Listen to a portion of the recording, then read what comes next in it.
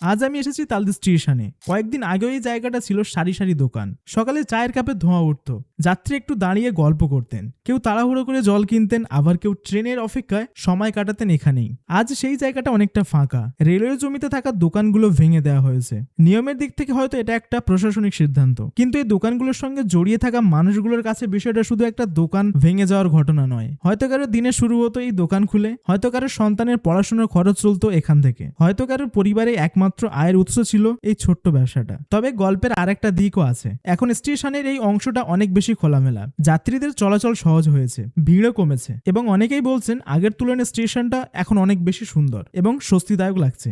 জীবনটা বোধহয় এমনই, একটা পরিবর্তন কারোর জন্য স্বস্তি নিয়ে আসে, আবার কারোর জন্য নিয়ে আসে নতুন সংগ্রাম।